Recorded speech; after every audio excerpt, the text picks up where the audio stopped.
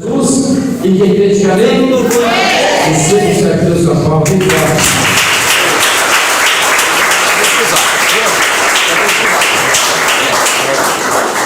Glória a Deus. Vos saúdo com a santa paz do Senhor Jesus. Vamos abrir as nossas Bíblias. Primeiro livro de Samuel, capítulo 16. Glória a Deus. Farei menção do verso 13 e 14. Primeiro livro de Samuel, capítulo 16, versículo 13 e o versículo 14. É meu motivo de muita alegria estar retornando a esse lugar de adoração. É um prazer revê-los. Vamos compartilhar dessa palavra que Deus colocou no meu coração. Glória a Deus. Primeiro livro de Samuel, Abençoa a Deus. capítulo 16, o verso 13 e 14 diz assim: E Samuel tomou o vaso de azeite e ungiu no meio de seus irmãos. E desde aquele dia em diante, o Espírito do Senhor se apoderou de Davi. Levantou-se então Samuel e voltou para Ramá. E o Espírito do Senhor se separou de Saul e o atormentava em espírito mau da parte do Senhor. Louvado seja Deus. Irmão, pode tomar o vosso assento. Glória a Deus. Bendito é o Deus eterno. Já quero fazer cor a Davi, quando ele diz no Salmo 116, verso 8, que o Senhor livrou a sua alma da morte, os seus olhos da lágrima e os seus pés da queda. O Senhor tem nos dado livramento, o Senhor tem cuidado de nós.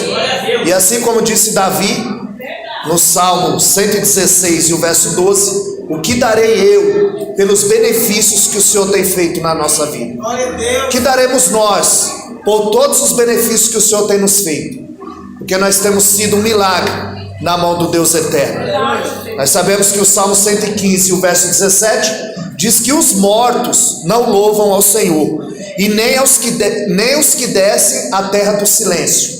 Então nós estamos vivos, nós estamos na presença do Deus eterno, e isso é motivo para a gente glorificar e adorar o nome dele nessa noite. Louvado seja Deus. E o texto a qual eu li, 1 Samuel capítulo 16, o verso 13, é onde diz que Samuel tomou o vaso e ungiu a Davi no meio dos seus irmãos, e a partir daquele momento o Espírito do Senhor se apoderou de Davi. No passo que de Saul o Espírito se retirou e o Espírito mau da parte do Senhor o atormentava. Nós sabemos que nesse momento Israel estava vivendo um momento de transição.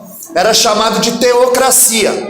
Era Deus regendo o povo através dos profetas e dos juízes. Era chamado de teocracia. E o povo, ele tinha visto o que Deus havia feito. Havia livrado Israel de todos os seus inimigos. E mesmo assim, o povo rejeitou a Deus. E eles pediram um rei. E Deus, por sua vez, lhes concede um rei.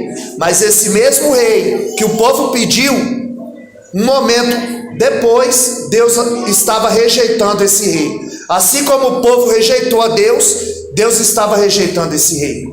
Quando nós lemos o versículo 1 do capítulo 16 de Samuel, ele diz: até quando, Samuel, terás dó de Saul, havendo eu o rejeitado? Aleluia, Deus. Porque a gente só vê Deus amando as pessoas, querendo as pessoas, salvando as pessoas, curando as pessoas, mas agora aqui nós vemos Deus que não quer Saul. No segundo ano do seu reinado, ele já estava sendo rejeitado. O texto diz em Atos capítulo 13, o verso 21, que Deus pediu, que o povo pediu um rei, e Deus lhes deu Saul por 40 anos. Mas no segundo ano do seu reinado, ele já estava sendo rejeitado. Porque Saul não se preocupava com a presença de Deus. No tempo que Saul foi rei, ele nunca se preocupou em trazer a arca que simbolizava a presença do Deus eterno para dentro de Israel. E assim está muita gente no dia de hoje. Não se preocupe em trazer a presença de Deus para a sua vida, para a sua casa, para o seu ministério. E nós precisamos atrair a atenção do Senhor. Porque Saul, ele nunca se preocupou em trazer a presença de Deus, a arca da aliança para dentro de Israel, onde Ofni e Finéias perderam a arca na batalha, mas quando Saul reina, ele não se preocupa em buscar a arca, ele não se preocupa em trazer a presença de Deus. E Saul era um homem que queria fazer tudo da sua maneira. Nós sabemos que de boa intenção o inferno está cheio. Quem tem boa intenção faz do seu jeito, mas quem é obediente faz do jeito de Deus, segundo as Escrituras.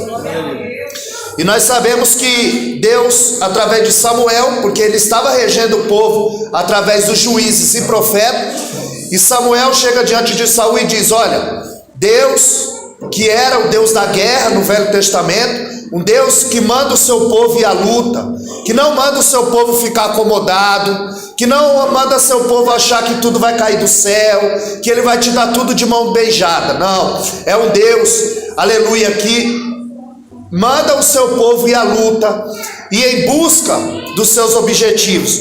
E nós vemos que quando Samuel diz: olha, você precisa, Samuel, eliminar todos os amalequitas, porque eles são os inimigos do povo de Deus, e as crianças amalequitas de hoje será o exército inimigo. Então é para eliminar todos os amalequitas.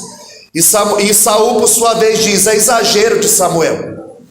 E ele poupa o gado, ele poupa os guerreiros, ele poupa as crianças.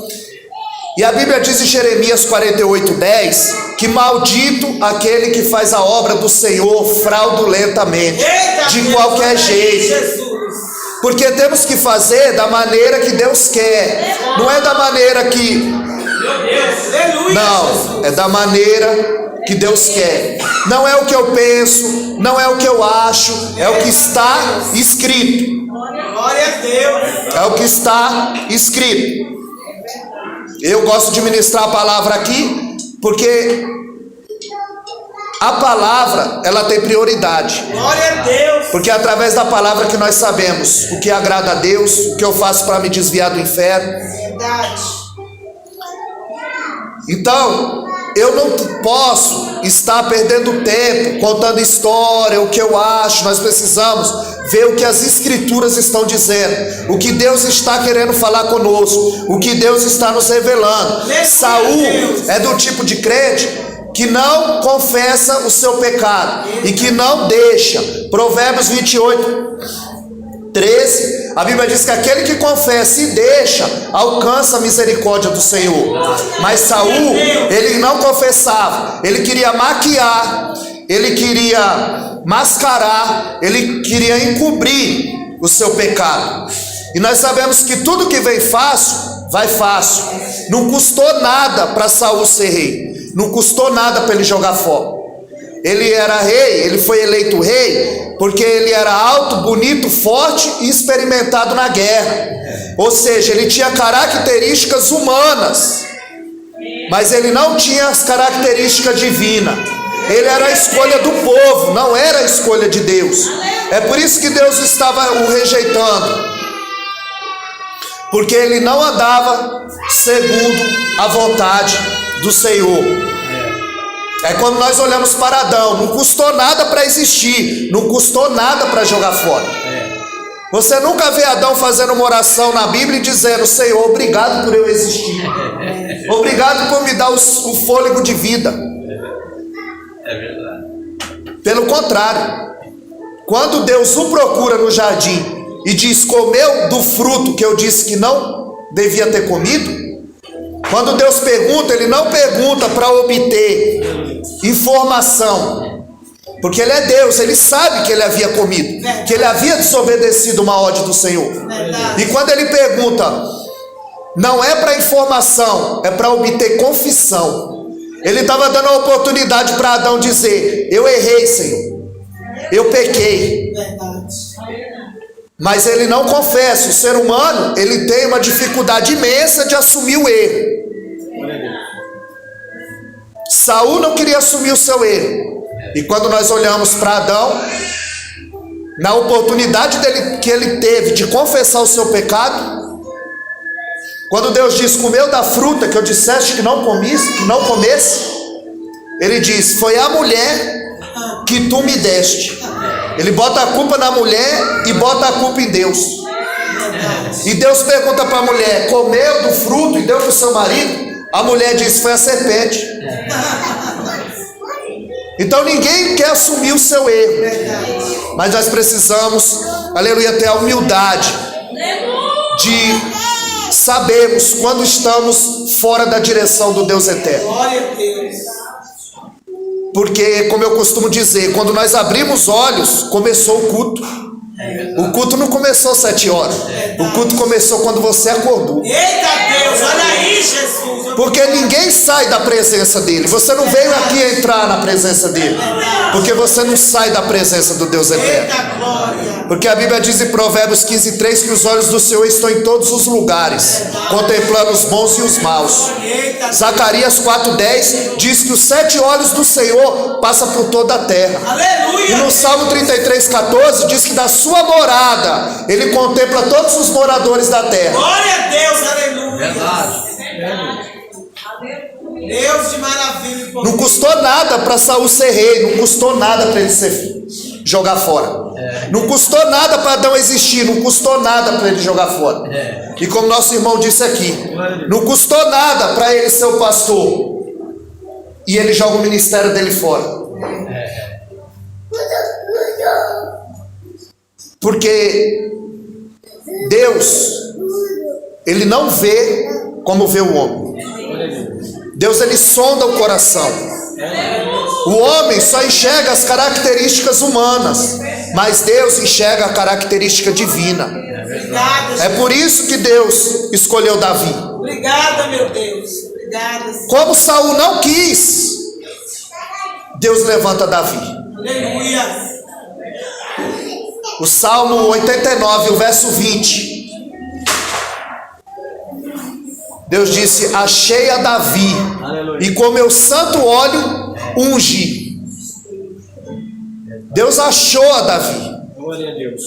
Nós vemos em Atos 13:22, quando ele diz: achei a Davi, homem segundo o meu coração, que executará toda a minha vontade.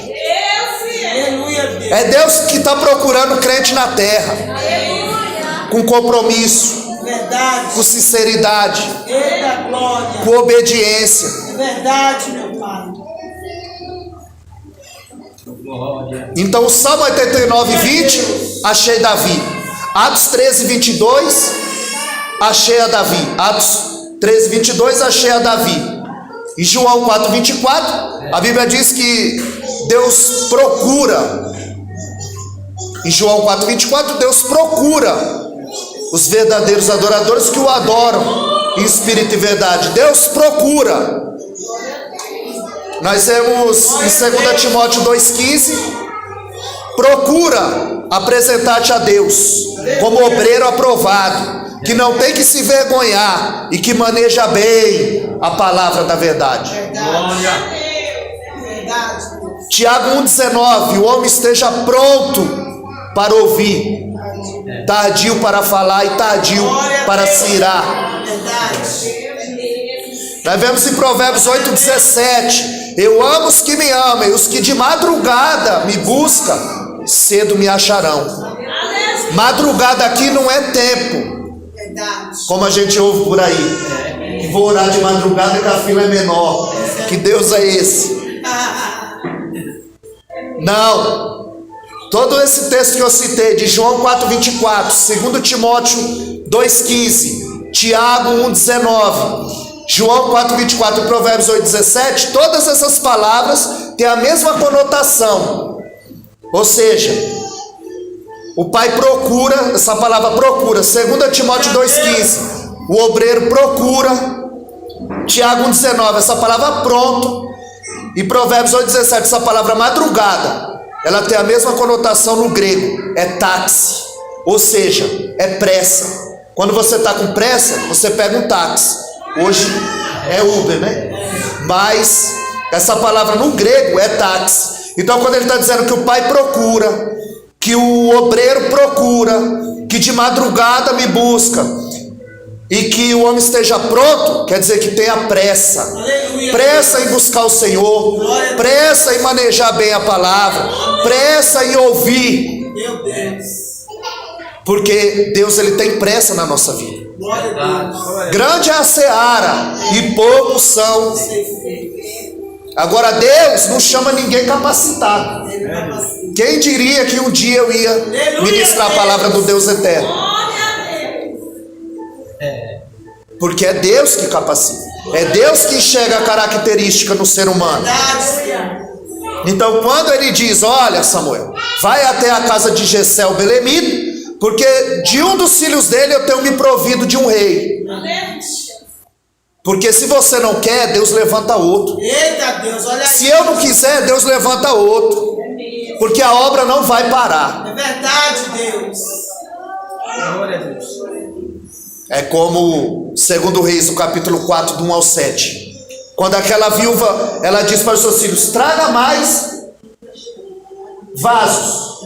E eles disseram, não tem mais vaso. Aí a Bíblia diz que o azeite cessou. Porque enquanto tiver vaso, o azeite vai continuar pingando. Eita Deus.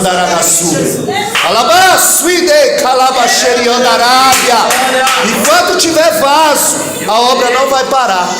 O azeite não vai parar.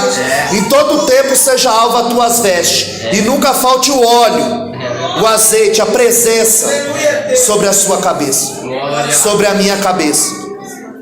Então nós sabemos que quando ele chega na casa de Jessé, quando ele chega na cidade, todos se atemorizam e perguntam, Samuel, é de paz a tua vinda? Por quê? Porque aonde o profeta chega, Deus chega com ele. Aonde o profeta pisa, Deus pisa com ele. Aonde o profeta põe a mão, Deus está no negócio. Então quando um homem de Deus, um profeta, chega, ele vem trazendo uma mensagem da parte de Deus. Então todos perguntaram, é de paz a tua vinda? Ele disse, é. Porque Samuel estava ali para uma missão que Deus o havia dado, de ungir o novo rei de Israel. E quando ele chega na casa de Jessé, ele se depara com Eliabe. A Bíblia diz que ele era alto, forte, bonito, experimentado na guerra. Características humanas, as mesmas características de Saul. E se Deus não intervém, Samuel ungia a pessoa errada. Porque o homem vê o que está diante dos olhos, mas o meu e o teu Deus sonda o coração nessa noite, esquadrinha o coração nessa noite. Ele sabe o que permeia no meu e no teu coração. Qual é o milagre que você está esperando? Qual é o milagre que eu estou esperando? Ele tem, a mão dele está cheia, mas nós precisamos nos colocar na brecha. Nós precisamos nos colocar na posição. Ajuda, Jesus. Aleluia. Porque todo dia o Senhor nos prova, e muitas vezes nós somos reprovados. Verdade. E ele se depara com Eliabe. Se Deus não intervém, Samuel ungia a pessoa errada. Nós estamos falando de Samuel, que 1 Samuel capítulo 3, o verso 10, o Senhor o chama, Samuel, Samuel. E ele diz, fala que o teu servo ouve. É alguém que conhece a voz de Deus, mas se Deus não intervém, ele ungia a pessoa errada.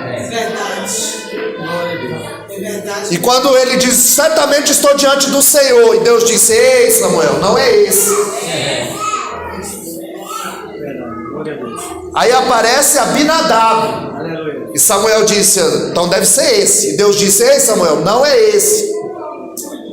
E depois aparece Samar, e ele disse, não é esse. E faz passar Radai, Ozei, Filipe, Natanael, passa os 7 filhos, e Deus disse, não é nenhum desses, Samuel. Aleluia, Deus. Então Samuel pergunta para Jessé, acabaram-se os jovens? Acabaram-se os mancebos? E aí Jessé diz, não, tem o menor. Quer dizer, todo mundo tem nome. Eliabe, Abinadab, Samar, Radai, Osei, Filipe, Natanael, mas o Davi não tem nome, é o menor. Mas era o único que tinha as características divinas. Era ele que Deus havia escolhido. Muitas vezes alguém olhou para mim e para você e não deu nada, mas foi você que Deus escolheu. Foi você que Deus levantou. Foi você que Deus chamou através da vida de alguém. Porque Deus continua usando seus instrumentos. Deus continua usando as suas ferramentas. E se você está aqui é porque você tem as características divinas.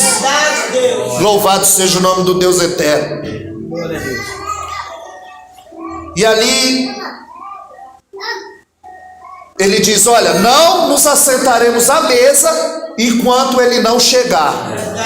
E na cultura judaica, o primeiro filho, o primogênito, no caso aqui Eliabe, ele tem toda a regalia. Ele recebe a metade da herança, tudo é para ele. A metade da herança é para ele, a outra metade dividida pelos irmãos. Então o primeiro filho, o primogênito, na cultura judaica, ele tem toda a regalia. Então Davi, ele nunca se assentou à mesa com os irmãos para uma refeição. Por quê? Porque o filho, o primeiro filho, o primogênito que está em casa, pode servir o almoço. Então Davi nunca havia se assentado com seus irmãos. Aí o texto vai dizer que Davi, ele era ruivo, de gentil aspecto, e na cultura judaica, na família judaica, se alguém nascesse ruivo, vermelho, eles tinham para eles que a família foi amaldiçoada. Porque quando Deus diz para Adão: por causa de você a terra é maldita, nós sabemos que Adão foi feito do pó da terra. E a palavra Adão e Edom tem a mesma conotação, vermelho, feito do pó, do barro. Então, uma vez que nascia alguém ruivo, vermelho na família, eles tinham que a família tinha sido amaldiçoada. Como Davi era ruivo, Jessé queria esconder Davi. Então Jessé não vê qualificação em Davi para nada e coloca para apacentar as ovelhas.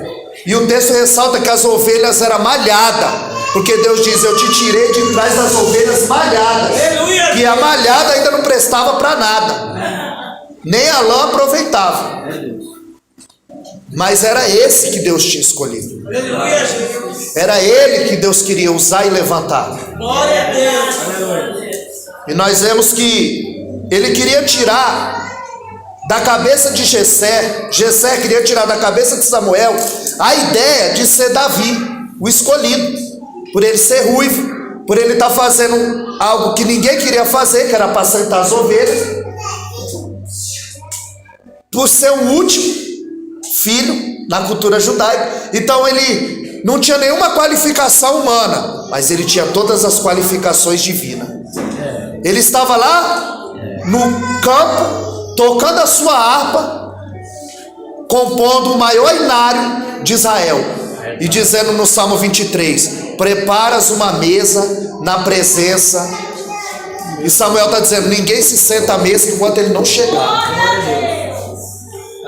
E a Bíblia diz que quando Davi chega, Deus diz: Samuel, se põe em pé, porque ninguém recebe um rei sentado.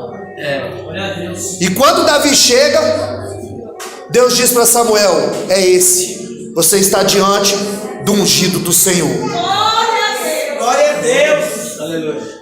Porque quando Deus diz para Samuel a respeito de Eliabe: não atentes para a sua aparência e nem para a sua altura, porque o homem vê o que está diante dos olhos, mas eu sou do coração. Quando ele está dizendo ali: não atentes para a sua altura, no original não é altura de tamanho, é altivo de coração. Ali é Maás, ele é soberbo.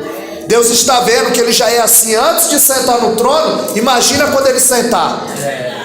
E Deus está dizendo: não é esse, não é esse.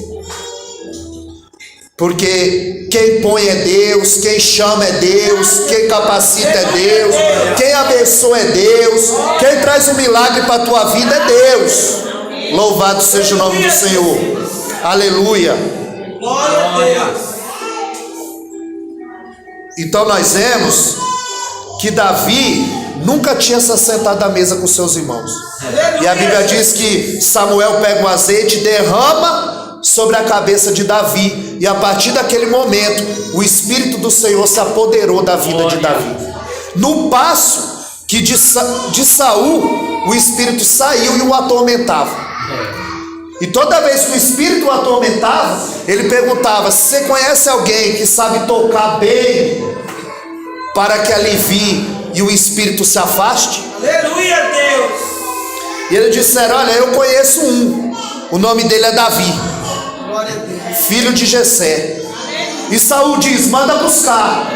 E Saul não sabe que ele já foi ungido rei na sua casa. Glória. Mas Deus, ele tem os seus propósitos. Ele vai levar Davi para dentro do palácio, porque Davi vai fazer um estágio para ser rei. Agora Davi vai ver como um rei reina, como um rei peleja, como um rei julga. Porque é Deus que prepara, é Deus que capacita, Verdade. é Deus que chama e se responsabiliza. Então, se Deus te chamou, o seu tempo vai chegar. Glória. No dia que o seu tempo chegar, irmão, não há quem vai impedir. Não tem anjo no céu, não tem homem na terra e não tem capeta no inferno que vai impedir aquilo que Deus tem na minha e na tua vida. Louvado seja Deus. Glória a Deus. Verdade. Agora nós temos que entender que entre Deus falar e Deus cumprir, há um intercurso. Há um tempo determinado para todas as coisas. Não é do dia para a noite. Do dia para a noite é só filme, novela, desenho, revista. Não, na obra de Deus é processo. Davi, ele vai ungir daqui, em Ramá, mas ele vai reinar em Jerusalém. 20 anos da unção ao trono. Primeiro, ele vai aprender como o rei reina, como o rei peleja, como o rei julga, como o rei vive, como é reinar. Então há um intercurso. Ele é ungido em Ramá, mas ele tem que chegar em Jerusalém. Há um processo, há um intercurso. Apóstolo Paulo, que era, o nome dele antes era Saulo, na verdade era Saulo, da tribo de Benjamim. E o rei Saul também era da tribo de Benjamim. E o nome era, o nome do Saulo, Saulo, era uma referência ao rei Saul, primeiro rei de Israel. Mas Deus, e Saulo, ou Saulo, que significa grande, Deus muda o nome dele para Paulo, pequeno. Porque Deus vai mostrar para o Saulo quem é o grande na vida dele. Glória a Deus. Então, Deus o chama no capítulo 9, aí passa 10, 11, 12, 13. Ele só vai para a obra no capítulo 13. Deus tem um encontro com ele, o chama, o capacita no capítulo 9. Aí passa o capítulo 10, o capítulo 11, o capítulo 12, o capítulo 13. Ele só vai para a obra 14 anos depois. Porque ele sabia muito sobre a lei, mas agora ele aprendeu sobre Jesus. Aleluia, Deus. É como se o pastor dissesse: olha, eu ganhei aquele padre ali para Jesus, e agora o padre está congregando aqui. Que dia ele começa a pregar? Pregar? Não, ele vai vir para a escola bíblica aprender sobre Jesus, que ele sabe muito sobre Maria, mas agora ele vai aprender sobre Jesus. Aleluia, Deus. Então há um intercurso entre Deus falar e Deus cumprir. Há um intercurso, um tempo. Davi demora 20 anos. O Paulo demora 14 anos. O Isaac, ele começou a orar com 20 anos para que a sua mulher concedesse um filho. Ele passa 20 anos orando e ela concede gêmeos. Mas há um tempo determinado para todas as coisas. Não é no seu tempo, não é no meu tempo. Deus pode fazer, mas nós precisamos nos colocar na posição, colocar na brecha para atrair o milagre de Deus para a nossa vida. E nós sabemos que Davi começa a ficar no palácio, começa a entender o que é a vida de um rei. Tanto que ele se tornou um dos maiores reis de Israel. Um homem experimentado na guerra, um homem que tinha na sua família guerreiros, e ele foi bem sucedido, porque Deus disse: homem segundo o meu coração, que executará toda a minha vontade. Ele andava na presença de Deus, ele fazia a vontade de Deus, e Deus o honrou, Deus o levantou, Deus o exaltou. Ele sabia muito bem que ele estava no controle. Isaías 45:7, Deus disse: eu formo a luz e crio as trevas, eu faço a paz e crio o mal, eu sou o Senhor e faço todas essas coisas. Deus está nos mostrando que tudo está no controle da mão dele, que ele está no comando. Sabemos que o Espírito Santo de Deus antes, ele só vinha sobre pessoas específicas, sobre sacerdotes, sobre profeta, sobre juízes e sobre reis, e era esporádico. O Espírito via e saía. Quando o Espírito se apoderava de Sansão, ele fazia maravilhas. E hoje, o texto diz em 1 Coríntios 3,16, que nós somos templo e morada do Espírito Santo. Que o Espírito Santo ele habita continuamente na nossa vida, no nosso coração. Então nós temos toda essa oportunidade, mas nós precisamos entender que entre Deus falar e Deus cumprir, entre Deus